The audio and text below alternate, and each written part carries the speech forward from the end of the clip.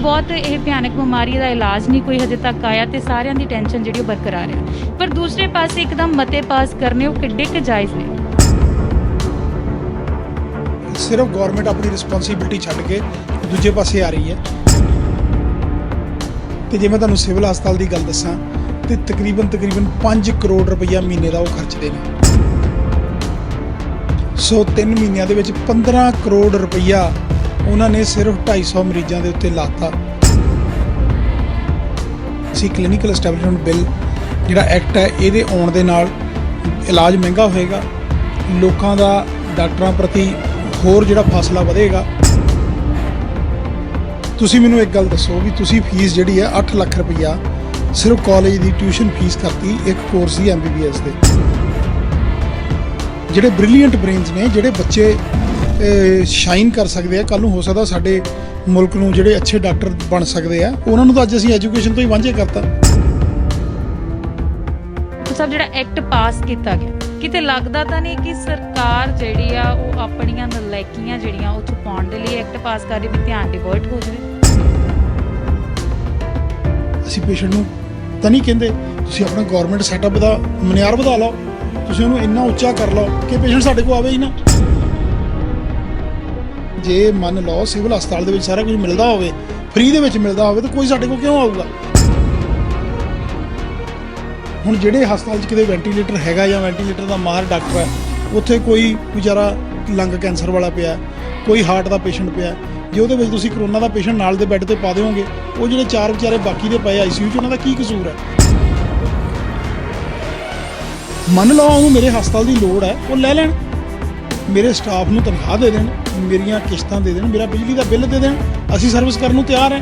ਹੁਣ ਇੱਕ ਪਾਸੇ ਤੁਸੀਂ ਸਾਡਾ ਹਸਪਤਾਲ ਲੈ ਲਓ ਤੇ ਕਿਸ਼ਤ ਵੀ ਮੈਂ ਦੇਵਾਂ, ਬਿਜਲੀ ਦਾ ਬਿੱਲ ਵੀ ਮੈਂ ਦੇਵਾਂ ਤੇ ਤਨਖਾਹ ਵੀ ਮੈਂ ਦੇਵਾਂ, ਇਹ ਕਿੱਥੋਂ ਦੀ ਮੈਡਮ ਨਿਆਏ ਹੈ।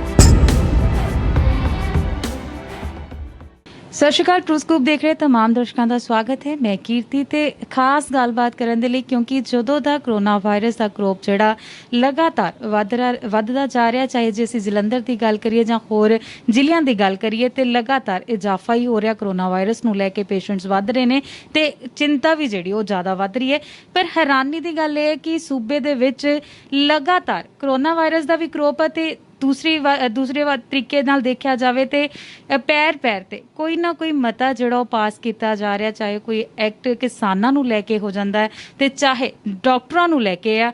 ਤੇ ਹੁਣ ਡਾਕਟਰਾਂ ਨੂੰ ਲੈ ਕੇ ਕਿਸਾਨਾਂ ਨੂੰ ਲੈ ਕੇ ਜਿਹੜਾ ਕੇਂਦਰ ਸਰਕਾਰ ਵੱਲੋਂ ਮਤਾ ਪਾਸ ਕੀਤਾ ਗਿਆ ਸੀ ਤੇ ਕਿਤੇ ਨਾ ਕਿਤੇ ਕਿਸਾਨ ਨਾ ਖੁਸ਼ ਸੀਗੇ ਤੇ ਉੱਥੇ ਸਾਡੇ ਜਿਹੜੇ ਮੰਤਰੀ ਸਾਹਿਬ ਸੀ ਉਹਨਾਂ ਨੇ ਇਹ ਵੀ ਗੱਲ ਜ਼ਿਕਰ ਕਰ ਦਿੱਤਾ ਸੀਗਾ ਵੀ ਇਹਦੀ ਟੈਨਸ਼ਨ ਲੈਣ ਦੀ ਲੋੜ ਨਹੀਂ ਕਿਸਾਨਾਂ ਨੂੰ, ਕਿਉਂਕਿ ਇਹਦਾ ਜਿਹੜਾ ਸੈਂਟਰ ਦੇ ਸਟੇਟ ਦੇ ਕੋਲ ਐਕਟ ਆ ਉਹ ਉਸੇ ਤਰ੍ਹਾਂ ਬਰਕਰਾਰ ਰਹੇਗਾ। ਪਰ ਹੁਣ ਹੈਰਾਨੀ ਦੀ ਗੱਲ ਜਿਹੜੀ ਹੈ, ਜਿਹੜੇ ਡਾਕਟਰ ਨੇ ਸਾਡੇ ਉਹ ਕਰੋਨਾ ਪੇਸ਼ੈਂਟਸ ਨੂੰ ਦੇਖਦੇ ਨੇ ਜਾਂ ਦੂਸਰੇ ਪੇਸ਼ੈਂਟਸ ਨੂੰ ਦੇਖਦੇ ਨੇ ਤੇ ਉਹਨਾਂ ਦੇ ਲਈ ਵੀ ਜਿਹੜਾ ਐਕਟ ਇੱਕ ਉਹ ਪਾਸ ਕਰ ਦਿੱਤਾ ਗਿਆ ਤੇ IMA ਵੱਲੋਂ ਇੰਡੀਅਨ ਮੈਡੀਕਲ ਐਸੋਸੀਏਸ਼ਨ ਵੱਲੋਂ ਉਹਦਾ ਵਿਰੋਧ ਕੀਤਾ ਜਾ ਰਿਹਾ ਤੇ ਉਹਦੇ ਵਿਰੋਧ ਨੂੰ ਲੈ ਕੇ 16 ਤਰੀਕ ਨੂੰ ਜਿਹੜਾ ਇੱਕ ਪ੍ਰੋਟੈਸਟ ਮਿੱਥਿਆ ਗਿਆ, ਉਹਦੇ ਵਿੱਚ ਕੀ ਚੀਜ਼ਾਂ ਰਹਿਣ ਵਾਲੀਆਂ ਤੇ ਅਸਲ 'ਚ ਐਕਟ ਹੈ ਕਿਉਂ ਤੇ IMA ਦੇ ਵਿਰੋਧ ਕਿਉਂ ਹੈ। ਸੋ ਉਸ ਮਕਸਦ ਦੇ ਨਾਲ ਅਸੀਂ ਅੱਜ ਗੱਲਬਾਤ ਕਰਨ ਗਲੋਬਲ ਹਸਪੀਟਲ ਦੇ ਡਾਕਟਰ ਸਾਹਿਬ ਡਾਕਟਰ ਨਵਜੋਤ ਸਿੰਘ ਦਈਆ ਜੀ ਦੇ ਨਾਲ ਗੱਲ ਕਰਨ ਆਏ, ਕਿਉਂਕਿ ਉਹ ਇੰਡੀਅਨ ਮੈਡੀਕਲ ਐਸੋਸੀਏਸ਼ਨ ਦੇ ਪੰਜਾਬ ਪ੍ਰੈਜ਼ੀਡੈਂਟ ਨੇ। ਸੋ ਪਹਿਲਾਂ ਤਾਂ ਸਰ ਬਹੁਤ ਸਵਾਗਤ ਹੈ ਤੁਹਾਡਾ। ਥੈਂਕ ਯੂ ਜੀ, ਸਤਿ ਸ਼੍ਰੀ ਅਕਾਲ ਜੀ। ਪਰ ਜੀ ਦਈਆ ਸਾਹਿਬ ਗੱਲ ਕਰੀਏ ਕਿ ਇੱਕਦਮ ਸਰਕਾਰ ਇੱਕ ਪਾਸੇ ਅਸੀਂ ਬਹੁਤ ਇੱਕ ਭਿਆਨਕ ਸੰਕਟ ਦੇ ਵਿੱਚ ਜੂਝ ਰਹੇ ਹਾਂ, ਕਿਉਂਕਿ ਬਹੁਤ ਇਹ ਭਿਆਨਕ ਬਿਮਾਰੀ ਦਾ ਇਲਾਜ ਨਹੀਂ ਕੋਈ ਹਜੇ ਤੱਕ ਆਇਆ ਤੇ ਸਾਰਿਆਂ ਦੀ ਟੈਨਸ਼ਨ ਜਿਹੜੀ ਉਹ ਬਰਕਰਾਰ ਆ। ਪਰ ਦੂਸਰੇ ਪਾਸੇ ਇੱਕਦਮ ਮਤੇ ਪਾਸ ਕਰਨੇ ਉਹ ਕਿੱਡੇ ਕੁ ਜਾਇਜ਼ ਨੇ। ਦੇਖੋ ਮੈਡਮ, ਇੱਦਾਂ ਹੈਗਾ ਵੀ ਜਿਹੜਾ ਇਹ ਕਲੀਨਿਕਲ ਐਸਟੈਬਲਿਸ਼ਮੈਂਟ ਬਿੱਲ ਹੈ ਇਹ 50 ਬੈੱਡ ਤੋਂ ਉੱਤੇ ਲਾਉਣਾ ਦੀ ਗੱਲ ਕੀਤੀ ਹੈ ਇਹਨਾਂ ਨੇ। ਸੋ ਸਾਡੇ ਨਾਲ ਇਹ ਬੜੀ ਦੇਰ ਤੋਂ ਡਿਸਕਸ਼ਨ ਚੱਲ ਰਹੀ ਸੀ, ਬਟ ਜਿਹੜਾ ਹੈਗਾ ਇਹਦਾ ਜਿਹੜਾ ਐਕਟ ਆਇਆ ਉਹਦੇ ਅੰਦਰ ਕਿਤੇ 50 ਬੈੱਡ ਨਹੀਂ ਲਿਖਿਆ ਹੋਇਆ ਸੀਗਾ। ਇੱਕ ਵੱਖਰੀ ਚਿੱਠੀ ਬਾਅਦ ਦੇ ਵਿੱਚ ਸੈਕਟਰੀ ਸਾਹਿਬ ਵੱਲੋਂ ਕੱਢੀ ਗਈ ਜਿੱਥੇ 50 ਬੈੱਡ ਬਾਰੇ ਲਿਖਿਆ ਗਿਆ। ਸੋ ਐਕਟ ਦੇ ਵਿੱਚ ਇਹ 0 ਬੈੱਡ ਤੋਂ ਲੈ ਕੇ 50 ਬੈੱਡ ਤੱਕ ਲਾਇਆ, ਪਰ ਉਹਨਾਂ ਨੇ ਕਿਹਾ ਵੀ ਇਸ ਵੇਲੇ ਅਸੀਂ 50 ਬੈੱਡ ਤੋਂ ਉੱਤੇ ਲਾ ਰਹੇ ਹਾਂ।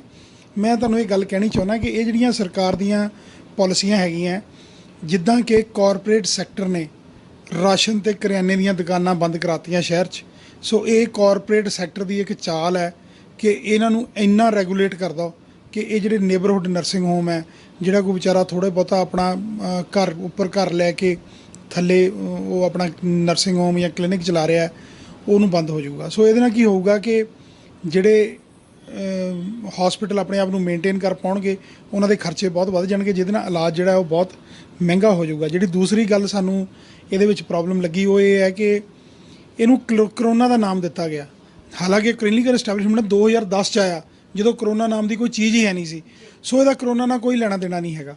ਮੈਂ ਤੁਹਾਨੂੰ ਇੱਕ ਗੱਲ ਹੋਰ ਕਲੀਅਰ ਕਰਨੀ ਚਾਹੁੰਦਾ ਕਿ ਹੋਰ ਬੜਾ ਅਫਵਾਹ ਉੱਡਦੀਆਂ ਕਿ ਪ੍ਰਾਈਵੇਟ ਹਸਪਤਾਲ ਓਵਰ ਚਾਰਜ ਕਰ ਰਹੇ ਹੈ, ਪੈਸੇ ਵੱਧ ਲੈ ਰਹੇ ਹੈ।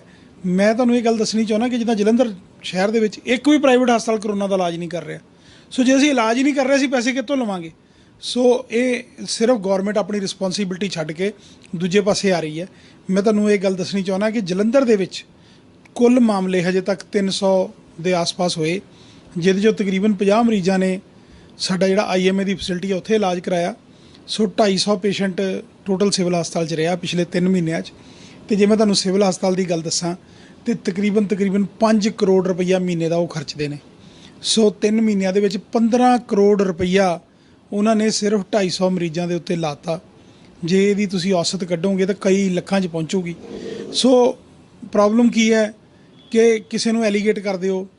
ਹੁਣ ਤੁਸੀਂ ਦੇਖੋ ਵੀ ਜਿਹੜੇ ਹਸਪਤਾਲਾਂ ਨੂੰ ਤੁਸੀਂ 1-1 ਰੁਪਏ ਤੇ ਜ਼ਮੀਨ ਦਿੱਤੀ ਹੋਈ ਹੈ, ਜਿਵੇਂ ਕਿ ਮੈਕਸ ਹੋ ਗਿਆ, ਹੋਰ ਜਿਹੜੇ ਕਾਰਪੋਰੇਟ ਹੈ ਜਿਨ੍ਹਾਂ ਨੂੰ ਤੁਸੀਂ ਹੋਰ ਛੋਟਾਂ ਦਿੱਤੀਆਂ ਹੋਈਆਂ ਟੈਕਸ ਦੀਆਂ, ਤੁਹਾਨੂੰ ਉਹਨਾਂ ਨੇ 20% ਬੈੱਡ ਪ੍ਰੋਮਿਸ ਕੀਤੇ ਹੋਏ ਫ੍ਰੀ ਆਫ ਕਾਸਟ ਦੇਣ ਲਈ, ਤੁਸੀਂ ਉਹ ਕਿਉਂ ਨਹੀਂ ਲੈਂਦੇ? ਪਹਿਲਾਂ ਉਹ 20% ਬੈੱਡ ਭਰੋ, ਫਿਰ ਤੁਸੀਂ ਆਪਣੇ ਸਿਵਲ ਹਸਪਤਾਲ ਭਰੋ। ਜੇ ਫਿਰ ਲੋੜ ਹੈ, ਅਸੀਂ ਦੇਸ਼ ਲਈ ਖੜ੍ਹੇ ਹਾਂ, ਅਸੀਂ ਪੰਜਾਬੀਆਂ ਲਈ ਖੜ੍ਹੇ ਹਾਂ। ਪਰ ਜਿਹੜੇ ਛੋਟੇ ਹਸਪਤਾਲ ਹੈ ਉਹਨਾਂ ਦੀ ਪ੍ਰੋਬਲਮ ਕੀ ਹੈ ਕਿ ਇੱਕੋ ਦਰਵਾਜ਼ਾ, ਤੁਸੀਂ ਮੇਰੇ ਹਸਪਤਾਲ 'ਚ ਆਏ ਹੈ, ਇੱਥੇ ਦੋ ਪਾਸਿਆਂ 'ਚ ਵੰਡਿਆ ਹੀ ਨਹੀਂ ਜਾ ਸਕਦਾ। ਸੋ ਜਿਹੜੇ ਦੂਜੇ ਪੇਸ਼ੈਂਟ ਹੈ, ਜੇ ਮੇਰੇ ਕੋਲ ਇੱਥੇ ਕਰੋਨਾ ਦੇ 4 ਪੇਸ਼ੈਂਟ ਮੈਂ ਇਲਾਜ ਕਰਨ ਲੱਗ ਪਿਆ, ਮੈਨੂੰ ਇਲਾਜ ਕਰਨ 'ਚ ਕੋਈ ਪ੍ਰੋਬਲਮ ਨਹੀਂ। ਜੇ ਪ੍ਰੋਬਲਮ ਹੁੰਦੀ ਤਾਂ ਅਸੀਂ ਕਰੋਨਾ ਦਾ ਹਸਪਤਾਲ ਕਿਉਂ ਬਣਾਉਂਦੇ IMA ਦਾ? ਸੋ ਸਾਨੂੰ ਕੋਈ ਪ੍ਰੋਬਲਮ ਨਹੀਂ। ਬਟ ਜਿਹੜੇ ਇਹ ਵਿਚਾਰੇ ਅੰਦਰ ਦਾਖਲ ਹੈ, ਇਹ ਜੇ ਪੋਜ਼ਿਟਿਵ ਹੋ ਗਏ ਤਾਂ ਕੌਣ ਜ਼ਿੰਮੇਵਾਰ ਹੈ? ਸੋ ਸਾਡੀ ਸਰਕਾਰ ਨੂੰ ਆਪਣੀ ਜਿਹੜੇ ਸਾਡੇ ਹੈਲਥ ਸੈਕਟਰੀ ਨੇ, ਇਹ ਆਪਣੀ ਰਿਸਪੌਂਸਿਬਿਲਟੀ ਨੂੰ ਪੋਲੀਟੀਸ਼ੀਅਨਸ ਨੂੰ, ਸਾਡੇ ਮੰਤਰੀਆਂ ਨੂੰ ਗੁੰਮਰਾਹ ਕਰਕੇ ਇਹ ਜਿਹੜਾ ਸਾਰਾ ਕੰਮ ਹੈ ਇਹ ਪ੍ਰਾਈਵੇਟ ਪ੍ਰੈਕਟੀਸ਼ਨਰਸ 'ਤੇ ਪਾਉਣਾ ਚਾਹੁੰਦੇ ਆ। ਮੈਂ ਇਹਦੇ ਲਈ ਤੁਹਾਨੂੰ ਇਹ ਦੱਸਣਾ ਚਾਹੁੰਦਾ ਕਿ ਅਸੀਂ ਕਲੀਨਿਕਲ ਐਸਟੈਬਲਿਸ਼ਮੈਂਟ ਬਿੱਲ ਜਿਹੜਾ ਐਕਟ ਹੈ ਇਹਦੇ ਆਉਣ ਦੇ ਨਾਲ ਇਲਾਜ ਮਹਿੰਗਾ ਹੋਏਗਾ, ਲੋਕਾਂ ਦਾ ਡਾਕਟਰਾਂ ਪ੍ਰਤੀ ਹੋਰ ਜਿਹੜਾ ਫਾਸਲਾ ਵਧੇਗਾ। ਜਿਹੜਾ ਅੱਗੇ ਕੰਜ਼ਿਊਮਰ ਪ੍ਰੋਟੈਕਸ਼ਨ ਐਕਟ ਆਇਆ, ਅੱਗੇ ਕੀ ਹੁੰਦਾ ਸੀ, ਅਸੀਂ ਕਿਸੇ ਪੇਸ਼ੈਂਟ ਨੂੰ ਬਿਨਾਂ ਟੈਸਟ ਕਰਾਏ ਵੀ ਦਵਾਈ ਦੇ ਦਿੰਦੇ ਸੀ। ਹੁਣ ਮੰਨ ਲਓ ਮਰੀਜ਼ ਠੀਕ ਨਾ ਹੋਵੇ, ਅਗਲਾ ਉੱਥੇ ਕੰਜ਼ਿਊਮਰ 'ਚ ਕੇਸ ਕਰ ਦਿੰਦਾ। ਇਹ ਗੌਰਮੈਂਟ ਲੈ ਕੇ ਆਈ ਕੰਜ਼ਿਊਮਰ ਐਕਟ, ਡਾਕਟਰ ਤਾਂ ਨਹੀਂ ਲਿਆਏ। ਉੱਥੇ ਉਹ ਕਹਿੰਦਾ ਤੂੰ ਆਹ ਟੈਸਟ ਨਹੀਂ ਕਰਾਇਆ, ਤੂੰ ਆਹ ਕਿਉਂ ਨਹੀਂ ਕਰਾਇਆ? ਸੋ ਉਹਦੇ 'ਚ ਕੀ ਹੈ ਕਿ ਤੁਹਾਨੂੰ ਸਾਰੇ ਟੈਸਟ ਕਰਾਉਣੇ ਪੈਂਦੇ ਆ। ਮਰੀਜ਼ਾਂ ਨੂੰ ਲੱਗੀ ਜਾਂਦਾ ਡਾਕਟਰ ਐਵੇਂ ਟੈਸਟ ਕਰਾਈ ਜਾਂਦੇ ਆ। ਹੁਣ ਕਿਹੜੇ ਪੇਸ਼ੈਂਟ ਨੂੰ ਕੀ ਨਿਕਲੇ ਉਹਨਾਂ ਡਾਇਗਨੋਸਿਸ, ਇਹ ਤਾਂ ਲੇਟਰ ਔਨ ਹੀ ਪਤਾ ਲੱਗਦਾ। ਸੋ ਇਹ ਸਾਰੀਆਂ ਇਹਨਾਂ ਦੀਆਂ ਨੀਤੀਆਂ। ਇਹਦੇ ਤੋਂ ਬਿਨਾਂ ਤੁਸੀਂ ਦੇਖੋ ਸਾਡਾ ਜਿਹੜੀ ਹੋਰ ਇੱਕ ਤਾਂ ਕਲੀਨਿਕਲ ਐਸਟੈਬਲਿਸ਼ਮੈਂਟ ਐਕਟ, ਦੂਜੀ ਸਾਡੀ ਮੇਜਰ ਮੰਗ ਹੈਗੀ ਹੈ ਫੀਸ। ਤੁਸੀਂ ਮੈਨੂੰ ਇੱਕ ਗੱਲ ਦੱਸੋ ਵੀ ਤੁਸੀਂ ਫੀਸ ਜਿਹੜੀ ਹੈ 8 ਲੱਖ ਰੁਪਈਆ ਸਿਰਫ ਕਾਲਜ ਦੀ ਟਿਊਸ਼ਨ ਫੀਸ ਕਰਤੀ ਇੱਕ ਕੋਰਸ ਦੀ MBBS ਦੇ। ਉਹਦੇ ਤੋਂ ਬਿਨਾਂ ਬੱਚੇ ਨੇ ਹੋਸਟਲ 'ਚ ਰਹਿਣਾ ਵੀ ਹੈ, ਉਹਨੇ ਕਿਤਾਬਾਂ ਵੀ ਖਰੀਦਣੀਆਂ, ਉਹਨੇ ਰੋਟੀ ਵੀ ਖਾਣੀ ਹੈ, ਹੋਰ ਖਰਚੇ ਵੀ ਕਰਨੇ ਆ। ਸੋ ਕਰਾ ਕੇ ਉਹਨੂੰ ਤਕਰੀਬਨ 15-16 ਲੱਖ ਰੁਪਏ ਦੇ ਵਿੱਚ ਜੇ ਬਿਲਕੁਲ ਬੰਦਾ ਨਾ ਮਾਤਰ ਗਰੀਬ ਵਾਂਗ ਰਹਿ ਰਿਹਾ ਤੇ MBBS ਪਾਊਗੀ। ਉਹਦਾ ਮਤਲਬ ਕਿ 4 ਲੱਖ ਰੁਪਇਆ ਉਹਨੂੰ ਘੱਟੋ ਘੱਟ ਸਾਲ ਦਾ ਚਾਹੀਦਾ। ਤੇ ਜੇ ਉਹਨੂੰ ਆਪਾਂ 12 ਨਾਲ ਡਿਵਾਈਡ ਕਰ ਦਈਏ ਤਾਂ 40,000 ਰੁਪਈਆ ਜੇ ਕਿਸੇ ਦੇ ਮਾਂ ਪਿਓ ਅਫੋਰਡ ਕਰ ਸਕਦੇ ਆ, ਉਹਦੇ ਤੋਂ ਪਹਿਲਾਂ ਟਿਊਸ਼ਨਾਂ ਦੇ ਖਰਚੇ, ਕਾਲਜਾਂ ਦੇ, ਸਕੂਲਾਂ ਦੇ ਕਰਕੇ ਉੱਥੇ ਪਹੁੰਚਾ ਸਕਦੇ। ਸੋ ਇੱਕ ਸਿੰਪਲ ਜਿਹਾ ਸੋਲੂਸ਼ਨ ਸੀ। ਅੱਜ ਗੌਰਮੈਂਟ ਕੀ ਕਹਿੰਦੀ ਹੈ ਕਿ ਸਾਨੂੰ ਡਾਕਟਰ ਨਹੀਂ ਮਿਲਦੇ। ਜਿਹੜੇ ਡਾਕਟਰ ਹੈ ਬਾਅਦ ਦੇ ਵਿੱਚ ਪਿੰਡਾਂ ਦੇ ਵਿੱਚ ਡਿਸਪੈਂਸਰੀਆਂ ਖਾਲੀ ਪਈਆਂ। ਤੁਸੀਂ ਲੋਕਾਂ ਨੂੰ ਫ੍ਰੀ 'ਚ MBBS ਕਰਾਓ, ਉਹਨਾਂ ਤੋਂ ਐਗਰੀਮੈਂਟ ਸਾਈਨ ਕਰਾਓ ਵੀ ਜਦੋਂ ਤੂੰ ਨੌਕਰੀ ਲੱਗੇਗਾ ਤੇਰੀ 50% ਸੈਲਰੀ ਅਸੀਂ ਫੀਸ 'ਚ ਲੈ ਲਾਂਗੇ। ਉਹ ਹੁਣ ਤੁਸੀਂ ਉਹ ਤੋਂ 8 ਲੱਖ ਲੈਣ ਲੱਗੇ ਹੋ, ਉਦੋਂ ਭਾਵੇਂ 12 ਲੈ ਲਓ, ਕਿਉਂਕਿ ਉਦੋਂ ਉਹਦੀ ਜੇਬ 'ਚ ਪੈਸੇ ਹੋਣੇ ਆ, ਉਹ ਕਮਾਉਂਦਾ ਹੋਣਾ। ਸੇ ਜੇ ਬੰਦਾ ਕਮਾ ਰਿਹਾ ਹੈ, ਜੇ ਉਹ ਅੱਧੇ ਪੈਸੇ ਸਰਕਾਰ ਨੂੰ ਦੇ ਵੀ ਦਊਗਾ ਤੇ ਉਹ ਆਪਣੀ ਰੋਟੀ ਤੇ ਤਾਂ ਖੜਾ ਹੋ ਜੂ। ਜੇ 2 ਸਾਲ ਸਰਕਾਰ ਉਹਦੇ ਪੈਸੇ ਕੱਟ ਲਊਗੀ, ਹੁਣ ਉਹਦੇ ਨਾਲ ਕੀ ਹੋਊਗਾ ਕਿ ਇੱਦਾਂ ਜਿਹੜੇ ਬ੍ਰਿਲੀਅੰਟ ਬ੍ਰੇਨਸ ਨੇ, ਜਿਹੜੇ ਬੱਚੇ ਸ਼ਾਈਨ ਕਰ ਸਕਦੇ ਆ, ਕੱਲ੍ਹ ਨੂੰ ਹੋ ਸਕਦਾ ਸਾਡੇ ਮੁਲਕ ਨੂੰ ਜਿਹੜੇ ਅੱਛੇ ਡਾਕਟਰ ਬਣ ਸਕਦੇ ਆ, ਉਹਨਾਂ ਨੂੰ ਤਾਂ ਅੱਜ ਅਸੀਂ ਐਜੂਕੇਸ਼ਨ ਤੋਂ ਹੀ ਵਾਂਝੇ ਕਰਤਾ। ਸੋ ਤੀਜੀ ਸਾਡੀ ਜਿਹੜੀ ਮੰਗ ਹੈਗੀ ਆ, ਇੱਕ ਇਹਨਾਂ ਨੇ ਹਸਪਤਾਲਾਂ ਦੇ ਵਿੱਚ STP ATP ਲਾਉਣ ਦੀ 30 ਜੂਨ ਦੀ ਤਰੀਕ ਦਿੱਤੀ ਸੀ। ਉਹ ਜਿਹੜੀ ਤਰੀਕ ਹੈ ਕਰੋਨਾ ਕਰਕੇ ਪਿਛਲੇ 4 ਮਹੀਨੇ ਕੋਈ ਕੰਮ ਨਹੀਂ ਹੋਇਆ, ਹਜੇ ਤੱਕ ਵੀ ਕੋਈ ਵਰਕਰ ਨਹੀਂ ਲੱਭ ਰਿਹਾ, ਫੈਕਟਰੀਆਂ ਮੈਜੋਰਟੀ ਬੰਦ ਪਈਆਂ। ਅਸੀਂ ਉਹਨਾਂ ਨੂੰ ਕਿਹਾ ਵੀ ਇਹ ਜਿਹੜੀ ਤਰੀਕ ਹੈ ਵਧਾਈ ਜਾਵੇ ਤਾਂ ਜੋ ਕਨਵੀਨੀਅੰਟਲੀ ਅਸੀਂ ਇਹ ਕੰਮ ਕਰ ਸਕੀਏ, ਨਹੀਂ ਤਾਂ ਬਾਬੂ ਰਾਜ ਦੇ ਵਿੱਚ ਸਾਡੇ ਤੇ ਕਰਪਸ਼ਨ ਦਾ ਕੰਮ ਹੋ ਜਾਂਦਾ ਹੈ। ਹਸਪਤਾਲਾਂ ਨੂੰ ਕਿੱਥੋਂ ਅਸੀਂ ਕਿੱਥੋਂ ਬਣਾ ਲੈਣਾ STP ATP? ਜੇ ਜਾਂ ਗੌਰਮੈਂਟ ਸਾਨੂੰ ਦੇ ਦੇ ਵੀ ਆਹ ਤੁਹਾਡੇ ਕੋਲ STP ATP ਦਿੱਤਾ, ਅਸੀਂ ਲਾ ਲਾਂਗੇ, ਜਿਹੜੀ ਫੀਸ ਹੈ ਉਹਦੀ ਆਪਣੇ ਚਾਰਜਸ ਹੈ ਉਹ ਲੈ ਲੈਣ। ਪਰ ਇਹ ਵੀ ਡਬਲ ਮਾਰ ਹੈ ਕਿ ਅਸੀਂ ਸੀਵਰੇਜ ਦੇ ਵਿੱਚ ਟਰੀਟ ਕਰਕੇ ਜਦੋਂ ਪਾਣੀ ਪਾ ਰਹੇ ਹਾਂ ਤੇ ਸੀਵਰੇਜ ਦੇ ਚਾਰਜਸ ਅਸੀਂ ਆਲਰੇਡੀ ਦੇ ਰਹੇ ਹਾਂ।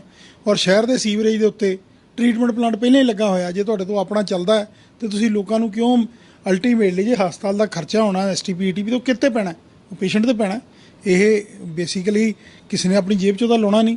ਸੋ ਇਹਦੇ ਨਾਲ ਇਦਾਂ ਛੋਟੀਆਂ ਗੱਲਾਂ ਨਾਲ ਇਲਾਜ ਮਹਿੰਗਾ ਹੁੰਦਾ ਹੈ। ਇਹਦੇ ਤੋਂ ਬਿਨਾਂ ਸਾਡੇ ਨਾਲ ਜੋ ਕਾਂਗਰਸ ਮੈਨੀਫੈਸਟੋ 'ਚ ਵਾਅਦੇ ਹੋਏ ਸੀ, ਅਸੀਂ ਉਹਨਾਂ ਬਾਰੇ ਗੱਲ ਕਰ ਰਹੇ ਹਾਂ ਕਿ ਜੋ ਮੈਨੀਫੈਸਟੋ 'ਚ ਤੁਹਾਡੇ ਵਾਅਦੇ ਉਹ ਸਾਡੇ ਪੂਰੇ ਕੀਤੇ ਜਾਣ। ਸੋ ਲੈ ਦੇ ਕੇ ਗੱਲ ਸਾਰੀ ਇੱਥੇ ਆ ਕੇ ਮੁੱਕਦੀ ਹੈ ਕਿ ਕਲੀਨਿਕਲ ਐਸਟੈਬਲਿਸ਼ਮੈਂਟ ਬਿੱਲ ਲਾਉਣ ਦੇ ਨਾਲ ਸਿਰਫ ਇੱਕ ਬਾਬੂ ਰਾਜ ਹੋਏਗਾ, ਇੱਕ ਇੰਸਪੈਕਟਰ ਰਾਜ ਬਣੇਗਾ, ਕਰਪਸ਼ਨ ਦਾ ਦੌਰ ਹੋਏਗਾ। ਤੇ ਜੇ ਉਹ ਕਰਨਾ ਹੀ ਚਾਹੁੰਦੇ ਆ ਤੇ ਸਾਰਾ ਪ੍ਰੋਫੈਸ਼ਨਲ ਰੈਗੂਲੇਸ਼ਨ ਐਕਟ ਕਿਉਂ ਨਹੀਂ ਲੈ ਆਉਂਦੇ? ਇਹ ਚਾਰਟਰਡ ਅਕਾਊਂਟੈਂਟ ਨੂੰ ਵੀ ਰੈਗੂਲੇਟ ਕਰਨ, ਇਹ ਵਕੀਲਾਂ ਨੂੰ ਵੀ ਰੈਗੂਲੇਟ ਕਰਨ, ਸਾਰੇ ਪ੍ਰੋਫੈਸ਼ਨਸ ਨੂੰ ਰੈਗੂਲੇਟ ਕਰਨ।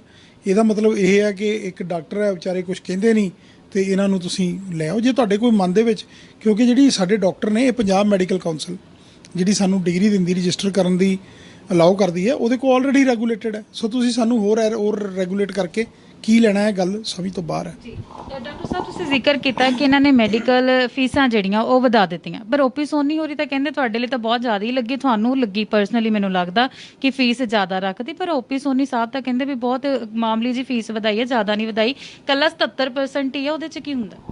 ਦੇਖੋ ਜੀ, ਇਹ ਉਹਨਾਂ ਦੀ ਥਾਟ ਪ੍ਰੋਸੈਸ ਹੈ। ਹੋ ਸਕਦਾ ਜਦੋਂ ਉਹ ਸਰਕਾਰਾਂ ਚਲਾਉਂਦੇ ਆ ਉਹਨਾਂ ਦੇ ਖਰਚੇ ਵੱਧ ਹੋਣ, ਉਹਨਾਂ ਨੂੰ ਫੀਸਾਂ ਦੇ ਵਿੱਚੋਂ ਤਨਖਾਹਾਂ ਦੇਣੀਆਂ ਹੋਣ ਜਾਂ ਕੋਈ ਹੋਰ ਤਰੱਕੀਆਂ ਕਰਨੀਆਂ ਹੋਣ, ਬਟ ਜਿਹੜਾ ਸਾਡਾ ਵਿਊ ਪੁਆਇੰਟ ਹੈ ਉਹ ਇਹ ਹੈ ਕਿ ਜਿਹੜੇ ਗੌਰਮੈਂਟ ਕਾਲਜ ਹੈ ਉਹਨਾਂ ਦਾ ਕੰਮ ਆਪਣੇ ਮੁਲਕ ਦੇ ਹੋਣਹਾਰ ਬੱਚਿਆਂ ਨੂੰ ਉੱਪਰ ਲੈ ਕੇ ਜਾਣਾ ਹੈ। ਕੱਲ੍ਹ ਨੂੰ ਤਾਂ ਆਪਾਂ ਜਦੋਂ ਫੌਜੀ ਜਾਂ ਪੁਲਿਸ ਦੀ ਟ੍ਰੇਨਿੰਗ ਹੁੰਦੀ ਉਹਦੀ ਫੀਸ ਰੱਖ ਲਾਂਗੇ ਤੇ ਫਿਰ ਫੌਜ ਜੇ ਟ੍ਰੇਨਿੰਗ ਵੇਲੇ ਵੀ ਫੀਸ ਦਊਗੀ, ਜਿਹੜੇ ਜਵਾਨ ਸਾਡੇ ਉੱਥੇ ਵਿਚਾਰੇ IMA ਜਾਂ ਅਕੈਡਮੀਆਂ ਦੇ ਵਿੱਚ ਜਾਂਦੇ ਆ ਜੀ, ਉਹਨਾਂ ਤੋਂ ਵੀ ਫੀਸ ਲੈਣ ਲੱਗ ਪਓਗੇ, ਫਿਰ ਉਹਦੇ ਦੇਸ਼ ਪ੍ਰਤੀ ਕਿੰਨਾ ਕੁ ਰਹਿ ਜੂਗਾ? ਉਹਨੂੰ ਤਾਂ ਪੈਸੇ ਦਿੱਤੇ, ਕੰਮ ਕੀਤਾ। ਸੋ ਅੱਜ ਕੀ ਹੈ, ਡਾਕਟਰ ਨੂੰ ਕੀ ਮਹਿਸੂਸ ਹੋਊਗਾ ਵੀ ਮੈਂ ਤਾਂ ਪੈਸੇ ਦਿੱਤੇ ਆ, ਡਾਕਟਰ ਬਣ ਗਿਆ, ਮੈਂ ਪੈਸੇ ਦੇ ਕੇ ਡਾਕਟਰ ਬਣਿਆ ਤੇ ਮੈਂ ਪੈਸੇ ਹੀ ਕਮਾਉਣੇ ਆ। ਸੋ ਇਹ ਗੱਲਾਂ ਜਿਹੜੀਆਂ ਹੈ ਇਹ ਥੋੜ੍ਹਾ ਜਿਹਾ ਰਿਵਰਸ ਕਰਨਾ ਪਊਗਾ, ਸਾਨੂੰ ਸੋਚਣਾ ਪਊਗਾ ਕਿ ਅਸੀਂ ਇਹਨੂੰ ਕਿੱਦਾਂ ਮੈਨੇਜ ਕਰਨਾ। ਇਹ ਜੇ ਦੇਖਿਆ ਜਾਵੇ ਡਾਕਟਰ ਸਾਹਿਬ, ਜਿਹੜਾ ਐਕਟ ਪਾਸ ਕੀਤਾ ਗਿਆ, ਕਿਤੇ ਲੱਗਦਾ ਤਾਂ ਨਹੀਂ ਕਿ ਸਰਕਾਰ ਜਿਹੜੀ ਆ ਉਹ ਆਪਣੀਆਂ ਨਲਾਇਕੀਆਂ ਜਿਹੜੀਆਂ ਉਹ ਛੁਪਾਉਣ ਦੇ ਲਈ ਐਕਟ ਪਾਸ ਕਰ ਰਹੀ, ਵੀ ਧਿਆਨ ਡਿਵਰਟ ਹੋ ਜਾਵੇ? ਦੇਖੋ ਮੈਡਮ, ਮਸਲਾ ਕੀ ਹੈ ਕਿ ਆਪਣੇ ਜਿਹੜੇ ਸਾਡੇ ਹੈਲਥ ਸੈਕਟਰੀ ਸਾਹਿਬ ਉਹਨਾਂ ਨਾਲ ਸਾਡੀਆਂ ਬਹੁਤ ਸਾਰੀਆਂ ਮੀਟਿੰਗਸ ਹੋਈਆਂ, ਪਰ ਅਸੀਂ ਕਦੀ ਕਿਸੇ ਕਨਕਲੂਜਨ ਤੇ ਨਹੀਂ ਪਹੁੰਚ ਸਕੇ। ਅਸੀਂ ਜਦੋਂ ਸਾਡੀ ਇਹਨਾਂ ਨੇ ਕਮੇਟੀ ਬਣਾਈ ਸੀ, ਹੈਲਥ ਮਿਨਿਸਟਰ ਸਾਹਿਬ ਨੇ, ਸ਼੍ਰੀ ਬਲਬੀਰ ਸਿੱਧੂ ਜੀ ਨੇ, ਉਹਦੇ ਵਿੱਚ 5 ਸਾਡੇ ਪ੍ਰਾਈਵੇਟ ਦੇ ਡਾਕਟਰ ਸੀ, 5 ਸਰਕਾਰੀ ਡਾਕਟਰ ਸੀ। 3 ਮੀਟਿੰਗਸ ਹੋਈਆਂ ਉਹਦੇ ਤੇ। ਕਦੀ ਸਾਨੂੰ, ਅਸੀਂ ਤਾਂ ਕਹਿੰਦੇ ਸਾਨੂੰ ਤੁਸੀਂ ਸਮਝਾਓ ਤਾਂ ਸਹੀ ਵੀ ਤੁਸੀਂ ਕਲੀਨਿਕਲ ਐਸਟੈਬਲਿਸ਼ਮੈਂਟ ਬਿੱਲ ਲਾ ਕੇ ਸਟੇਟ ਦੇ ਵਿੱਚ ਕੀ ਫਾਇਦਾ ਕਰੋਗੇ। ਮੈਂ ਤੁਹਾਨੂੰ ਇਹ ਦੱਸਣਾ ਚਾਹੁੰਦਾ ਕਿ ਹਿੰਦੁਸਤਾਨ ਦੇ ਵਿੱਚ ਜਿਹੜੀ ਸਟੇਟ ਦੇ ਵਿੱਚ ਵੀ ਇਹ ਐਕਟ ਲੱਗਾ, ਉੱਥੇ ਕੋਈ ਕਿਸੇ ਤਰ੍ਹਾਂ ਦਾ ਫਾਇਦਾ ਨਹੀਂ ਹੋਇਆ ਔਰ ਕਿਸੇ ਵੀ ਸਟੇਟ ਨੇ ਇਸ ਐਕਟ ਨੂੰ ਇਨ ਸਪਿਰਿਟ ਲਾਗੂ ਨਹੀਂ ਕੀਤਾ। ਤੁਸੀਂ ਬਾਕੀ ਸਟੇਟਸ ਦੇ ਵਿੱਚੋਂ ਪਹਿਲਾਂ ਫੀਡਬੈਕ ਲੈ ਲਓ। ਜਿੱਥੇ ਲੱਗਾ ਹੈ 2010 ਦੇ ਵਿੱਚ ਜਿੱਥੇ ਐਕਟ ਲੱਗਾ ਹੈ, ਤੁਹਾਡਾ ਚੰਡੀਗੜ੍ਹ ਹੈ, ਤੁਸੀਂ ਚੰਡੀਗੜ੍ਹ ਸ਼ਹਿਰ ਦੇ ਵਿੱਚ ਬੈਠੇ ਹੋ, ਸਾਡਾ ਵਿਧਾਨ ਸਭਾ ਉੱਥੇ ਹੈ, ਸਾਡੇ ਸਾਰੇ ਦਫ਼ਤਰ ਉੱਥੇ। ਚੰਡੀਗੜ੍ਹ 'ਚ 2010 ਤੋਂ ਐਕਟ ਲੱਗਾ ਹੋਇਆ। ਤੁਸੀਂ ਫੀਡਬੈਕ ਲੈ ਲਓ ਐਡਮਿਨਿਸਟ੍ਰੇਟਰ ਤੋਂ ਕਿ ਇਸ ਐਕਟ ਲਾਉਣ ਦਾ ਤੁਹਾਨੂੰ ਕੀ ਫਾਇਦਾ ਹੋਇਆ, ਕੀ ਨੁਕਸਾਨ ਹੋਇਆ। ਕਿਉਂ ਆਪਾਂ ਮਤਲਬ ਐਕਸਪੈਰੀਮੈਂਟ ਕਰਕੇ ਜਿਹੜੇ ਬੱਚੇ ਆਲਰੇਡੀ ਬ੍ਰੇਨ ਡਰੇਨ ਪ੍ਰੋਬਲਮ ਹੈ, ਅਸੀਂ ਇਹ ਮਹਿਸੂਸ ਕਰਦੇ ਹਾਂ ਕਿ ਸਾਡੇ ਬੱਚੇ ਪਹਿਲਾਂ ਤਾਂ ਡਾਕਟਰ ਨਹੀਂ ਬਣਨਾ ਚਾਹੁੰਦੇ, ਉਹਦੇ ਬਾਅਦ ਜੇ ਬਣ ਜਾਂਦੇ ਆ ਉਹ ਅਮਰੀਕਾ, ਕੈਨੇਡਾ, ਇੰਗਲੈਂਡ ਦੀ ਰਾਹ ਦੇਖਣ ਲੱਗ ਪਏ। ਜੇ ਅਸੀਂ ਸੁਖਾਵਾਂ ਮਾਹੌਲ ਨਹੀਂ ਰੱਖਾਂਗੇ, ਜੇ ਅਸੀਂ ਹਰ ਬੰਦੇ ਨੂੰ ਹੀ ਮਤਲਬ ਇਹ ਸ਼ੱਕ ਦੀ ਨਜ਼ਰ ਨਾਲ ਦੇਖੀ ਜਾਵਾਂਗੇ ਤੇ ਆਪਾਂ ਕੋਸਟ ਪ੍ਰੋਡਕਟਿਵ ਕੰਮ ਕਿੱਦਾਂ ਕਰ ਸਕਦੇ? ਮਤਲਬ ਕਿਤੇ ਨਾ ਕਿਤੇ ਐਕਟ ਡਾਕਟਰਾਂ ਦੇ ਨਾਲ ਬੱਚਿਆਂ ਦੇ ਭਵਿੱਖ ਤੇ ਵੀ ਇਫੈਕਟ ਕਰੇਗਾ, ਤੁਹਾਡਾ ਕਹਿਣ ਦਾ ਮਤਲਬ? ਮੈਡਮ, ਤੁਸੀਂ ਦੇਖੋ ਨਾ ਵੀ ਐਕਟ ਲਿਆ ਕੇ ਕੀ ਆਪਾਂ ਸਾਬਤ ਕਰਨਾ ਚਾਹੁੰਦੇ ਹਾਂ। ਮਤਲਬ ਜੇ ਮੰਨ ਲਓ ਤੁਸੀਂ 50 ਬੈੱਡ ਤੇ ਐਕਟ ਲਾਤਾ, ਹੁਣ ਮੇਰਾ ਹਸਪਤਾਲ ਹੈ 40 ਬੈੱਡਡ ਹੈ, ਮੈਂ ਇਹਦਾ ਮਤਲਬ ਕੱਲ੍ਹ ਨੂੰ ਤਰੱਕੀ ਨਹੀਂ ਕਰ ਸਕਦਾ। ਜਿਹੜੇ ਵੱਡੇ ਕਾਰਪੋਰੇਟ ਹਸਪਤਾਲ ਆਉਣਗੇ ਉਹ 200 ਦੇ ਬਣੀ ਜਾਣਗੇ, ਮੈਨੂੰ ਹੋਊਗਾ ਯਾਰ ਮੈਂ ਬਣ ਗਿਆ, ਮੈਨੂੰ ਬਹੁਤ ਖਰਚਾ ਕਰਨਾ ਪਊਗਾ। ਸੋ ਕਿਸੇ ਨਾ ਕਿਸੇ ਜਗ੍ਹਾ ਦੇ ਉੱਤੇ ਇਹ ਆਮ ਬੰਦੇ ਦੀ ਤਰੱਕੀ ਦੇ ਉੱਤੇ ਰੋਕ ਹੈ। ਬੱਚੇ ਵੀ ਸੋਚਣਗੇ ਵੀ ਇੰਨੇ ਸਾਲ ਇਹ ਧੱਕੇ ਖਾਂਦੇ ਰਹੇ, ਐਵੇਂ 25-30 ਬੈੱਡ ਦਾ ਛੋਟਾ ਜਿਹਾ ਨਰਸਿੰਗ ਹੋਮ ਚਲਾਈ ਜਾਂਦੇ ਆ, ਇਹ ਆਪਣੀ ਤਰੱਕੀ ਤਾਂ ਕਰ ਨਹੀਂ ਸਕੇ ਤੇ ਸਾਨੂੰ ਇੱਥੇ ਰਹਿਣ ਦੀ ਕੀ ਲੋੜ ਹੈ ਜਾਂ ਸਾਨੂੰ ਇਹ ਕੰਮ ਕਰਨ ਦੀ ਕੀ ਲੋੜ ਹੈ। ਸੋ ਇੱਕ ਗੱਲ ਸਮਝੋ, ਇਹ ਇੱਕ ਐਸਾ ਪ੍ਰੋਫੈਸ਼ਨ ਹੈ ਜਿਹੜਾ 24 ਘੰਟੇ ਦਾ ਰੱਖਦਾ ਹੈ। ਤੁਸੀਂ ਸਮਝ ਲਓ ਕਿ ਜਦੋਂ ਪੇਸ਼ੈਂਟ ਬਿਮਾਰ ਹੁੰਦਾ ਹੈ ਉਦੋਂ ਉਹ ਡਾਕਟਰ ਨੂੰ ਦੇਖ ਰਿਹਾ ਹੁੰਦਾ, ਉਹਦਾ ਪਰਿਵਾਰ ਉਸ ਡਾਕਟਰ ਲਈ ਦੇਖ ਰਿਹਾ ਹੁੰਦਾ। ਉਹਨੂੰ ਇਸ ਗੱਲ ਦੀ ਨਹੀਂ ਸਮਝ ਹੁੰਦੀ ਪੇਸ਼ੈਂਟ ਨੂੰ ਕਿ ਡਾਕਟਰ ਸਵੇਰ ਦਾ ਕੰਮ ਕਰ ਰਿਹਾ, ਉਹ ਰਾਤੀ 12 ਵਜੇ ਵੀ ਜੇ ਡਿਮਾਂਡ ਕਰਦਾ ਤਾਂ ਉਹਨੂੰ ਉੱਥੇ ਤੁਹਾਨੂੰ ਆਉਣਾ ਪੈਂਦਾ। ਸੋ ਮੈਂ ਕਹਿੰਦਾ ਕਿ ਤੁਸੀਂ ਆਲਰੇਡੀ ਓਵਰਬਰਡਨਡ ਹੋ, ਉੱਥੋਂ ਤੁਹਾਡੇ ਕੋਲ ਇਹ ਆ ਕੇ ਇੰਸਪੈਕਟਰ ਰਾਜ ਵਾਲੇ ਆ ਕੇ ਛੋਟੇ ਵੀ ਤੇਰੇ ਟੂਟੀ ਇੱਥੇ ਕਿਉਂ ਨਹੀਂ ਲੱਗੀ, ਤੁਹਾਡੇ ਇੱਥੇ ਆਹ ਕਿਉਂ ਨਹੀਂ ਹੈ। ਅਸੀਂ ਪੇਸ਼ੈਂਟ ਨੂੰ ਸਰਵਿਸ ਦੇਣੀ ਹੈ। ਜੇ ਤੁਸੀਂ ਪ੍ਰਾਈਵੇਟ ਸੈਕਟਰ ਦੀ ਗੱਲ ਕਰੋ, ਅਸੀਂ ਪੇਸ਼ੈਂਟ ਨੂੰ ਤਾਂ ਨਹੀਂ ਕਹਿੰਦੇ ਤੁਸੀਂ ਆਪਣਾ ਗੌਰਮੈਂਟ ਸੈਟਅਪ ਦਾ ਮਨਿਆਰ ਵਧਾ ਲਓ, ਤੁਸੀਂ ਉਹਨੂੰ ਇੰਨਾ ਉੱਚਾ ਕਰ ਲਓ ਕਿ ਪੇਸ਼ੈਂਟ ਸਾਡੇ ਕੋਲ ਆਵੇ ਹੀ ਨਾ। ਅਸੀਂ ਤਾਂ ਤੁਹਾਨੂੰ, ਤੁਸੀਂ ਮੇਰੀ ਗੱਲ ਸਮਝਦੇ ਹੋ ਵੀ ਜੇ ਮੰਨ ਲਓ ਸਿਵਲ ਹਸਪਤਾਲ ਦੇ ਵਿੱਚ ਸਾਰਾ ਕੁਝ ਮਿਲਦਾ ਹੋਵੇ, ਫ੍ਰੀ ਦੇ ਵਿੱਚ ਮਿਲਦਾ ਹੋਵੇ, ਤਾਂ ਕੋਈ ਸਾਡੇ ਕੋਲ ਕਿਉਂ ਆਊਗਾ? ਜੇ ਸਾਡੇ ਕੋਲ, ਅਸੀਂ ਇੱਥੇ ਬੈਠੇ ਹਾਂ, ਅਸੀਂ ਇੱਥੇ ਪੈਸੇ ਲਾਏ ਆ, ਅਸੀਂ ਆਪਣੀ ਜ਼ਿੰਦਗੀ ਦੀ ਜਿਹੜੀ ਹੈ ਪੂੰਜੀ, ਉਹ ਵੀ ਜੋ ਕਮਾਇਆ ਉਹ ਵੀ ਇੱਥੇ ਲਾਤਾ, ਅਸੀਂ ਆਪਣਾ ਜੋ ਪੜ੍ਹਿਆ ਉਹ ਵੀ ਇੱਥੇ ਲਾਤਾ। ਤੁਸੀਂ ਆਪਣੇ ਹਸਪੀਟਲ ਦੀ ਇੰਨੀ ਵਧੀਆ ਤਰੱਕੀ ਕਰ ਲਓ, ਤੁਸੀਂ ਇਹ ਜੋ ਕਹਿੰਦੇ ਰਹਿੰਦੇ ਹੋ ਕਿ ਪ੍ਰਾਈਵੇਟ ਹਸਪਤਾਲ ਜ਼ਿਆਦਾ ਪੈਸੇ ਲਈ ਜਾਂਦੇ, ਤੁਸੀਂ ਪੇਸ਼ੈਂਟ ਨੂੰ ਆਪਣੀਆਂ ਇੰਨੀਆਂ ਵਧੀਆ ਸਰਵਿਸਿਜ਼ ਦਿਓ ਕਿ ਉਹ ਬਾਹਰ ਆਵੇ ਹੀ ਨਾ। ਜੇ ਹੁਣ ਤੁਸੀਂ ਗੱਲ ਕਰੋ ਤੇ ਆਪਾਂ ਟ੍ਰੇਨ ਤੇ ਜਾਂਦੇ ਹਾਂ ਜਾਂ ਆਪਾਂ ਬੱਸਾਂ 'ਤੇ ਦਿੱਲੀ ਜਾਂਦੇ ਹਾਂ, ਤੁਸੀਂ ਦੇਖੋ ਇੱਥੋਂ ਇੰਡੋ ਕੈਨੇਡੀਅਨ ਬੱਸ ਚੱਲਦੀ ਹੈ, ਉੱਥੇ ਪੈਰ ਰੱਖਣ ਨੂੰ ਜਗ੍ਹਾ ਨਹੀਂ ਹੁੰਦੀ, ਉਹ ਕਿੰਨੇ 1500 ਲਈ ਜਾਂਦੇ ਆ। ਦੂਜੀ ਬੱਸ 300 'ਚ ਵੀ ਦਿੱਲੀ ਛੱਡਦੀ ਹੈ। ਤੁਸੀਂ ਆਪਣੀਆਂ ਬੱਸਾਂ ਦਾ ਬੁਨਿਆਦ ਵਧਾ ਲਓ, ਤੁਸੀਂ ਵੀ 1500 ਲੈ ਲਓ, ਤੁਸੀਂ 1200 'ਚ ਕਰ ਲਓ, ਤੁਸੀਂ ਸਰਕਾਰ ਹੋ, ਤੁਸੀਂ 1000 'ਚ ਕਰ ਲਓ। ਇੱਦਾਂ ਹੀ ਅਸੀਂ ਹਸਪੀਟਲ ਦੀ ਗੱਲ ਕਰਦੇ ਹਾਂ, ਸਾਡੇ ਮੁੱਢ ਇੱਥੇ 6 ਏਕੜ 7-8 ਏਕੜ ਦੇ ਵਿੱਚ ਐਡੀ ਵੱਡੀ ਤੁਹਾਡੀ ਬਿਲਡਿੰਗ ਹੈ, ਉੱਥੇ ਤੁਸੀਂ 3000 ਤੁਹਾਡਾ ਪੰਜਾਬ ਦੇ ਵਿੱਚ 4000 ਡਾਕਟਰ ਤੁਸੀਂ ਰੱਖਿਆ ਹੋਇਆ, ਉਹਦਾ ਬੁਨਿਆਦ ਕਿਉਂ ਨਹੀਂ ਵਧਾਉਂਦੇ? ਕਿਉਂ ਨਹੀਂ ਤੁਸੀਂ ਉਹਨੂੰ ਇਸ ਲੈਵਲ ਤੇ ਲੈ ਕੇ ਜਾਂਦੇ ਕਿ ਪੇਸ਼ੈਂਟ ਬਾਹਰ ਜਾਵੇ ਹੀ ਨਾ? ਪੇਸ਼ੈਂਟ ਕਿਉਂ ਬਾਹਰ ਜਾ ਰਿਹਾ? ਅੱਜ ਕੱਲ ਕਹਿ ਰਿਹਾ ਵੀ ਕਰੋਨਾ ਦੇ ਪੈਸੇ ਤੁਸੀਂ ਵੱਧ ਲੈਣੇ ਸ਼ੁਰੂ ਕਰਤੇ, ਕਰੋਨਾ ਦੇ ਚਾਰजेस ਲੈ ਰਹੇ ਨੇ ਹਸਪਤਾਲ, ਤੁਸੀਂ ਇਲਾਜ ਕਰੋ। ਅਸੀਂ ਕਰੋਨਾ ਵਾਲੇ ਨੂੰ ਕਹਿੰਦੇ ਨਹੀਂ ਸਾਡੇ ਕੋਲ। ਡਾਕਟਰ ਸਾਹਿਬ, ਇਹ ਬੜਾ ਵੱਡਾ ਮਸਲਾ ਹੈ, ਇਹ ਅੱਜ ਦਾ ਨਹੀਂ ਹੈ। ਜਦੋਂ ਦਾ ਕਰੋਨਾ ਵਾਇਰਸ ਸ਼ੁਰੂ ਹੋਇਆ ਤੇ ਦਿੱਲੀ ਦੇ ਵਿੱਚ ਬਹੁਤ ਸਾਰਾ ਅੰਕੜਾ ਜਦੋਂ ਵਧਣਾ ਸ਼ੁਰੂ ਹੋਇਆ ਤੇ ਇਹ ਚਰਚਾ ਹੋਣ ਲੱਗ ਗਈ ਕਿ ਪ੍ਰਾਈਵੇਟ ਹਸਪਤਾਲਾਂ ਨੇ ਜਿਹੜਾ ਆ ਉਹ ਪੈਕੇਜ ਬਣਾਉਣਾ ਸ਼ੁਰੂ ਕਰ ਦਿੱਤਾ ਕਿ ਜਦੋਂ ਉਹਨਾਂ ਨੂੰ ਕਿਹਾ ਜਾਂਦਾ ਵੀ ਦਿੱਲੀ ਤੋਂ ਪੇਸ਼ੈਂਟ ਆ ਰਿਹਾ ਇੱਥੇ, ਤੇ ਉਹਦੀ ਜਿਹੜੇ ਪੈਕੇਜ ਦੇ ਪੈਸੇ ਆ ਉਹ ਬਹੁਤ ਜ਼ਿਆਦਾ ਰੱਖੇ ਗਏ ਨੇ। ਮੈਡਮ, ਇਹੀ ਤਾਂ ਤੁਹਾਡੀ ਕਨਫਿਊਜ਼ਨ ਹੈ। ਤੁਸੀਂ ਮੈਨੂੰ ਇੱਕ ਵੀ ਪੰਜਾਬ ਦੇ ਵਿੱਚ ਹਸਪਤਾਲ ਦੱਸੋ ਜਿਹੜਾ ਟ੍ਰੀਟਮੈਂਟ ਕਰ ਰਿਹਾ ਹੈ ਪ੍ਰਾਈਵੇਟ ਹਸਪਤਾਲ। ਤੁਸੀਂ ਕਾਰਪੋਰੇਟ ਹਸਪਤਾਲ ਦੇ ਵਿੱਚ ਪ੍ਰਾਈਵੇਟ ਹਸਪਤਾਲ ਦਾ ਨਾਮ ਨਾ ਲਓ। ਜੇ ਤੁਸੀਂ ਪ੍ਰਾਈਵੇਟ ਹਸਪਤਾਲ ਦੀ ਗੱਲ ਕਰਦੇ ਹੋ, ਮੇਰਾ ਹਸਪਤਾਲ, ਮੇਰੇ ਨਾਲ ਦਾ ਹਸਪਤਾਲ, ਸਾਡੇ ਸ਼ਹਿਰ ਦੇ ਹੋਰ ਆਕਸਫੋਰਡ ਹਸਪਤਾਲ, ਟੈਗੋਰ ਹਸਪਤਾਲ, ਇਹ ਵਿੱਚ ਆਉਂਦੇ ਨੇ। ਸੋ ਅਸੀਂ ਤਾਂ ਟਰੀਟ ਹੀ ਨਹੀਂ ਕਰ ਰਹੇ। ਅਸੀਂ ਤਾਂ ਕਹਿੰਦੇ ਅਸੀਂ ਕਰੋਨਾ ਦਾ ਟਰੀਟਮੈਂਟ ਹੀ ਨਹੀਂ ਕਰਨਾ ਚਾਹੁੰਦੇ। ਪੈਕੇਜ ਨਾਮ ਦੀ ਗੱਲ ਹੀ ਕਿੱਥੇ ਰਹਿ ਗਈ? ਪੈਕੇਜ ਬਣਾਇਆ ਮੈਕਸ ਨੇ। ਮੈਕਸ ਹਸਪਤਾਲ ਕਿਹਦਾ? ਸਰਕਾਰ ਨੇ 1 ਰੁਪਏ ਤੇ ਜ਼ਮੀਨ ਦਿੱਤੀ ਹੈ। ਤੁਸੀਂ ਪੈਕੇਜ ਉਹ ਬਣਾ ਰਹੇ। ਮੈਡਮ, ਤੁਸੀਂ ਫਿਰ ਗੱਲ ਨੂੰ ਸਮਝਣ ਦੀ ਕੋਸ਼ਿਸ਼ ਕਰੋ। ਜਦੋਂ ਤੁਸੀਂ ਕਿਸੇ ਇੱਕ ਬੰਦੇ ਤੇ ਲਾਂਛਨ ਲਾਉਣਾ, ਤੁਸੀਂ ਇੱਕ ਹਸਪਤਾਲ ਦਾ ਨਾਂ ਲੈ ਕੇ ਤਾਂ ਦੱਸੋ। ਮੈਂ ਤੁਹਾਨੂੰ ਇਹ ਕਹਿ ਰਿਹਾ ਕਿ ਜਲੰਧਰ ਦੇ ਵਿੱਚ ਕੋਈ ਵੀ ਕਰੋਨਾ ਦਾ ਇਲਾਜ ਨਹੀਂ ਕਰ ਰਿਹਾ, ਫਿਰ ਪੈਕੇਜ ਕਿੱਥੋਂ ਆ ਗਿਆ? ਜੀ ਹਾਂਜੀ, ਫਿਰ ਉਹੀ ਗੱਲ ਆ ਜਾਂਦੀ ਕਿ ਕਿਤੇ ਨਾ ਕਿਤੇ ਸਰਕਾਰ ਆਪਦੀਆਂ ਨਲਾਇਕੀਆਂ ਨੂੰ ਛੁਪਾਉਣ ਲਈ ਇਹ ਅਫਵਾਹਾਂ ਉਡਾ ਰਹੀ ਹੈ। ਤੁਸੀਂ ਅਫਵਾਹਾਂ, ਮੈਡਮ ਦੇਖੋ, ਤੁਸੀਂ ਇੱਕ ਰਿਸਪੌਂਸੀਬਲ ਮੀਡੀਆ ਦੇ ਪਰਸਨ ਹੋ। ਤੁਸੀਂ ਸਾਰੇ ਸ਼ਹਿਰ ਦੇ ਵਿੱਚ ਜਾਂਦੇ ਹੋ, ਤੁਸੀਂ ਸਾਰੇ ਸ਼ਹਿਰ ਦੇ ਵਿੱਚ ਇੱਕ ਵੀ ਮੈਨੂੰ ਹਸਪਤਾਲ ਦਿਖਾ ਦਿਓ ਸਿਵਾਏ ਸਿਵਲ ਹਸਪਤਾਲ ਦੇ ਜਿੱਥੇ ਕਰੋਨਾ ਦਾ ਪੇਸ਼ੈਂਟ ਹੋਵੇ। ਜਦੋਂ ਮਰੀਜ਼ ਹੀ ਨਹੀਂ ਹੈਗਾ, ਫਿਰ ਪੈਕੇਜ ਕਿੱਥੋਂ ਆ ਗਿਆ? ਜਦੋਂ ਮੇਰੀ ਗੱਲ ਸਮਝਣ ਦੀ ਕੋਸ਼ਿਸ਼ ਕਰੋ, ਪੈਕੇਜ ਬਣਾਇਆ ਮੈਕਸ ਨੇ, ਪੈਕੇਜ ਬਣਾਇਆ ਫੋਰਟਿਸ ਨੇ, ਉਹ ਕਿਹਨਾਂ ਦੇ ਹਸਪਤਾਲ ਨੇ? ਉਹ ਸਰਕਾਰਾਂ ਨੇ ਉਹਨਾਂ ਨੂੰ ਫ੍ਰੀ 'ਚ ਜ਼ਮੀਨਾਂ ਦਿੱਤੀਆਂ। ਸਰਕਾਰਾਂ ਦੇ ਨਾਲ ਕਾਰਪੋਰੇਟ ਦਾ ਕੀ ਰਿਲੇਸ਼ਨ ਹੈ, ਸਾਨੂੰ ਤਾਂ ਇਹਦੇ ਬਾਰੇ ਕੋਈ ਪਤਾ ਨਹੀਂ। ਜੇ ਉਹਨਾਂ ਨੇ ਪੈਕੇਜ ਬਣਾਇਆ, ਤੁਸੀਂ ਉਹਨਾਂ ਨੂੰ ਪੁੱਛੋ ਨਾ। ਤੁਸੀਂ ਸਾਰੇ ਪ੍ਰਾਈਵੇਟ ਹਸਪਤਾਲ ਨੂੰ ਕਿਉਂ ਕਹਿੰਦੇ ਹੋ? ਸਾਰੇ ਪੰਜਾਬ ਦੇ ਵਿੱਚ 6 ਹਸਪਤਾਲ ਨੇ ਜਿਹੜੇ ਕਰੋਨਾ ਦਾ ਇਲਾਜ ਕਰ ਰਹੇ ਨੇ। ਉਹ DMC ਹੈ, CMC ਹੈ, ਮੈਕਸ ਹੈ, ਫੋਰਟਿਸ ਹੈ, IVY ਹੈ, ਜਾਂ ਕੋਈ ਇੱਕ ਅੱਧਾ ਹੋਰ ਹਸਪਤਾਲ ਹੋਊਗਾ। ਇਹ 6 ਹਸਪਤਾਲਾਂ ਕਰਕੇ ਸਾਡੇ ਪੰਜਾਬ 'ਚ 5000 ਹਸਪਤਾਲ ਹੈ। ਜਦੋਂ ਤੁਸੀਂ ਕਹਿੰਦੇ ਨੇ ਪ੍ਰਾਈਵੇਟ ਹਸਪਤਾਲਾਂ ਨੇ ਪੈਕੇਜ ਬਣਾ ਲਿਆ, ਤੇ ਇਹਦਾ ਮਤਲਬ ਤੁਸੀਂ ਕਹਿੰਦੇ 5000 ਦੇ 5000 ਹਸਪਤਾਲਾਂ ਨੇ ਪੈਕੇਜ ਬਣਾ ਲਿਆ। ਮੈਂ ਤੁਹਾਨੂੰ ਕਹਿ ਰਿਹਾ ਕਿ ਵਿੱਚੋਂ 4994 ਬੰਦਿਆਂ ਦੇ ਇਲਾਜ ਹੀ ਨਹੀਂ ਕਰਦੇ। ਜਿਹੜੇ 6 ਕਰਦੇ, ਬਾਈ ਨੇਮ ਗੱਲ ਕਰੋ ਉਹਨਾਂ ਦੀ। ਸਰਕਾਰ ਦਾ ਫਰਜ਼ ਹੈ ਉਹਨਾਂ ਦਾ 6 ਦਾ ਬਾਈ ਨੇਮ ਨਾਲ ਲੈਣ। ਜੇ ਜਲੰਧਰ ਸਿਵਲ ਹਸਪਤਾਲ ਦੇ ਵਿੱਚ ਪੇਸ਼ੈਂਟ ਆਪਣਾ ਖੁਸ਼ ਹੈ, ਉਹ ਕਿਉਂ ਬਾਹਰ ਜਾਊਗਾ? ਉਹਨੂੰ ਫ੍ਰੀ ਦੇ ਵਿੱਚ ਇਲਾਜ ਮਿਲ ਰਿਹਾ, ਤੁਸੀਂ ਆਪਣੀ ਸਰਵਿਸ ਇੰਪਰੂਵ ਕਰੋ। ਸੋ ਇਸ ਕਰਕੇ ਮੈਡਮ, ਇਹ ਜਿਹੜੀ ਗੱਲ ਹੈਗੀ ਹੈ, ਪ੍ਰਾਈਵੇਟ ਹਸਪਤਾਲ ਕਰੋਨਾ ਦਾ ਪੇਸ਼ੈਂਟ ਦਾ ਇਲਾਜ ਜੇ ਮੈਂ ਕਰਨਾ ਚਾਹਾਂ ਵੀ, ਜੇ ਮੇਰਾ ਮਨ ਕਰੇ ਕਿ ਮੈਂ ਹਰ ਪੇਸ਼ੈਂਟ ਦਾ ਇਲਾਜ ਕਰਾਂ, ਮੇਰੇ ਹਸਪਤਾਲ ਦੇ ਵਿੱਚ ਉੱਦਾਂ ਦੀ ਫੈਸਿਲਿਟੀ ਹੈ ਨਹੀਂ। ਮੈਂ ਇੱਕ ਹੱਡੀਆਂ ਦਾ ਡਾਕਟਰ ਹਾਂ, ਨਾ ਮੈਨੂੰ ਇੰਟਰਵੈਂਸ਼ਨ ਦਾ ਪਤਾ, ਨਾ ਮੈਨੂੰ ਵੈਂਟੀਲੇਟਰ ਦਾ ਪਤਾ।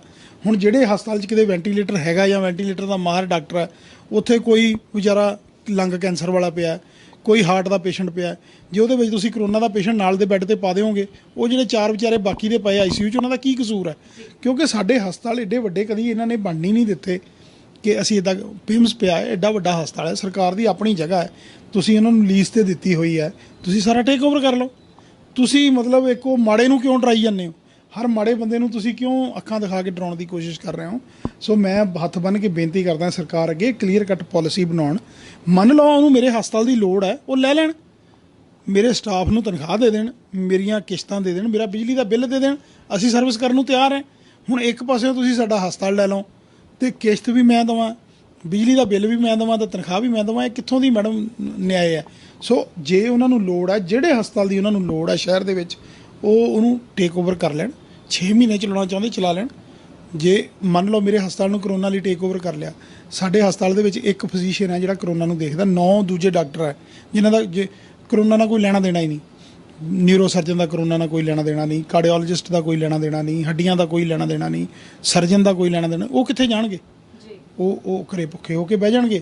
ਸਟਾਫ ਤੁਸੀਂ ਜੇ ਤੁਹਾਨੂੰ ਲੋੜ ਹੈ, ਅਸੀਂ ਦੇਸ਼ ਲਈ ਆਪਣੇ ਪੰਜਾਬੀਆਂ ਲਈ ਹਸਪਤਾਲ ਦੇਣ ਨੂੰ ਤਿਆਰ ਹੈ। ਜਿਹੜਾ ਹਸਪਤਾਲ ਤੁਹਾਨੂੰ ਚਾਹੀਦਾ ਟੇਕ ਓਵਰ ਕਰ ਲਓ। ਜਦੋਂ ਤੁਸੀਂ ਕਰੋਨਾ ਮੁੱਕ ਗਿਆ ਸਾਨੂੰ ਵਾਪਸ ਕਰ ਦਿਓ, ਅਸੀਂ ਤਾਂ ਮਨਾ ਹੀ ਨਹੀਂ ਕਰਦੇ ਜੀ। ਬਹੁਤ ਬਹੁਤ ਸ਼ੁਕਰੀਆ ਡਾਕਟਰ ਸਾਹਿਬ। ਥੈਂਕ ਯੂ ਜੀ ma'am, thank you very much. So ਬੜੀ ਹੈਰਾਨੀ ਦੀ ਗੱਲ ਹੈ ਵੀ ਸਰਕਾਰ ਜਿਹੜੀ ਹੈ ਉਹ ਸਾਰਿਆਂ ਨੂੰ ਇੱਕ ਹੀ ਥਾਲੀ ਦਾ ਚੱਟਾ ਬੱਟਾ ਬਣਾਈ ਜਾਂਦੀ, ਵੀ ਸਾਰੇ ਇੱਕੋ ਜਗ੍ਹਾ ਤੇ ਲਿਆ ਕੇ ਗੱਲ ਖਤਮ ਕੀਤੀ ਜਾਂਦੀ। ਬਹੁਤ ਸਾਰੀਆਂ ਪ੍ਰਿੰਟ ਮੀਡੀਆ ਰਾਹੀਂ ਵੀ ਸਾਡੇ ਕੋਲ ਗੱਲਾਂ ਆਉਂਦੀਆਂ ਨੇ, ਇਲੈਕਟ੍ਰੋਨਿਕ ਮੀਡੀਆ ਰਾਹੀਂ ਵੀ ਆਉਂਦੀਆਂ ਨੇ। ਜਦੋਂ ਗੱਲ ਆਉਂਦੀ ਹੈ ਕਿ ਕਰੋਨਾ ਦੇ ਵਿੱਚ ਘਪਲਾ ਹੋ ਰਿਹਾ, ਹੁਣ ਇੱਕ ਹੈਡਲਾਈਨ ਆ ਰਹੀ ਹੈ, ਰੋਜ਼ਾਨਾ ਅਸੀਂ ਪੜ੍ਹਦੇ ਪਏ ਕਿ ਮੈਡੀਕਲ ਘਪਲਾ ਚੱਲ ਰਿਹਾ, ਪੈਕੇਜ ਤਿਆਰ ਕਰ ਲਏ ਗਏ ਨੇ ਕਿ ਦਿੱਲੀ ਤੋਂ ਜਿਹੜੇ ਕਰੋਨਾ ਪੇਸ਼ੈਂਟ ਸ਼ਾਇਦ ਪੰਜਾਬ ਦੇ ਵਿੱਚ ਆ ਸਕਦੇ ਨੇ ਤੇ ਪੰਜਾਬ ਦੇ ਵਿੱਚ ਜਿਹੜੇ ਪ੍ਰਾਈਵੇਟ ਹਸਪਤਾਲ ਨੇ ਉਹਨਾਂ ਨੇ ਪੈਕੇਜ ਬਣਾਉਣੇ ਸ਼ੁਰੂ ਕਰ ਦਿੱਤੇ। ਸੋ ਸਾਡਾ ਦਈਆ ਸਾਹਿਬ ਨੇ ਗੱਲ ਕੀਤੀ, ਉਹਨਾਂ ਨੇ ਕਲੀਅਰ ਵੀ ਕਰ ਦਿੱਤਾ।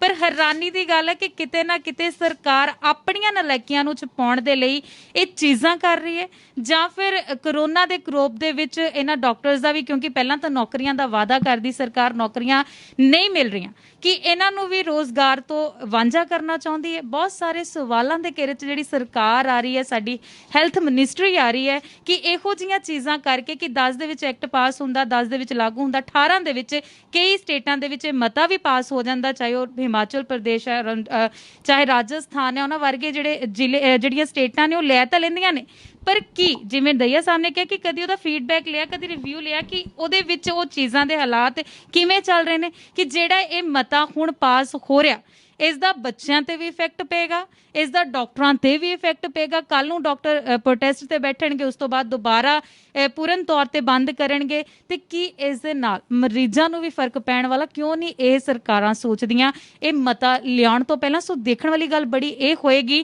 ਕਿ ਕੱਲ ਕੀ ਹੋਏਗਾ, ਤੇ ਉਸ ਤੋਂ ਬਾਅਦ ਜਿਹੜਾ ਇਹਨਾਂ ਦੇ 28 ਨੂੰ ਇਹਨਾਂ ਨੇ ਬੰਦ ਦਾ ਐਲਾਨ ਕੀਤਾ ਉਸ ਦਿਨ ਕੀ ਹੋਏਗਾ, ਤੇ ਉਸ ਤੋਂ ਅਗਲੀ ਇਹਨਾਂ ਦੀ ਰਣਨੀਤੀ ਕੀ ਰਹਿਣ ਵਾਲੀ ਹੈ, ਕਿ ਉਸ ਨਾਲ ਬਾਕੀ ਵੀ ਇਫੈਕਟਿਵ ਹੋਣਗੇ, ਉਹਨਾਂ ਦੇ ਨਾਲ ਬਾਕੀਆਂ ਤੇ ਵੀ ਪ੍ਰਭਾਵ ਪਏਗਾ, ਜਾਂ ਕੱਲੀ ਸਰਕਾਰ ਦੇ ਕੰਨੀ ਜੂੰ ਕਤਰਾਏਗੀ ਜਾਂ ਨਹੀਂ ਕਤਰਾਏਗੀ, ਇਹ ਤਾਂ ਆਉਣ ਵਾਲਾ ਸਮਾਂ ਦੱਸੇਗਾ। ਸੋ ਇਸੇ ਦੇ ਨਾਲ ਮੈਨੂੰ ਕੀਰਤੀ ਤੇ ਕੈਮਰਾਮੈਨ ਰੋਹਿਤ ਨੂੰ ਦੋ ਇਜਾਜ਼ਤ। ਧੰਨਵਾਦ।